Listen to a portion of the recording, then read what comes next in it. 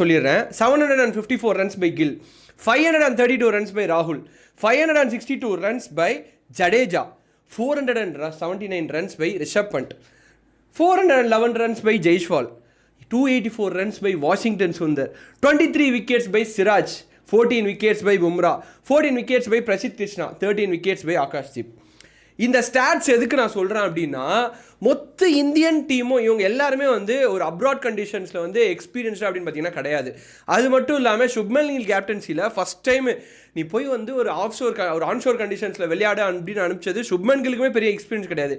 இந்த மாதிரி ஒரு கட்டத்தில் இந்தியா வந்து நல்லா பர்ஃபார்ம் பண்ணியிருக்காங்களா அப்படின்னு பார்க்குறத விட ரெண்டு சைடுமே இன்எக்ஸ்பீரியன்ஸ் சைடு. ஸோ அந்த மாதிரி பார்க்கும்போது அந்த சைடில் பென் ஸ்டோக்ஸு, ஜோ ரூட்டு, இந்த மாதிரி சீனியர் பிளேயர்ஸ் தான் இருக்காங்க தவிர இது எல்லாருமே இந்த T20 பிளேயர்ஸ், அது மட்டும் இல்லாமல் ODI பிளேயர்ஸ் தான் இருந்தாங்க. நீங்கள் அப்படியே பேரலாக பார்த்தீங்க அப்படின்னா இந்த சைடில் பும்ரா ஒர்க்லோட் மேனேஜ்மெண்ட்டுக்காக ஓரங்கட்டி வச்சிட்டாங்க. ஒரு 2 மேட்சஸ் 3 மேட்ச் தான் ஆடுன்னு ஃபஸ்ட்டே சொல்லிட்டாரு. ஸோ அதுக்கேற்ற மாதிரி தான் ஆனார். ஸோ அந்த சைடில் பார்த்தீங்கன்னா ரிஷப் பண்ட் அவரெல்லாம் வந்து என்ன சொல்கிறதுனே தெரியல. அவர் வந்து கால் அடிபட்டு ஃப்ராக்சர் ஆகிடுச்சு. அதுக்கப்புறம் வந்து இன்னும் ஒரு போலர் வந்து இன்ஜுரி ஆகிடுச்சு, ஆகாஷ்தீப் அப்படின்னு சொல்லி நிறைய பேர் இன்ஜுரி ரூல்ட் அவுட்டுன்னு போயிட்டு இந்தியாவுக்கு வந்து ஒரு இக்கட்டான ஒரு சீரியஸ் தாங்க இது.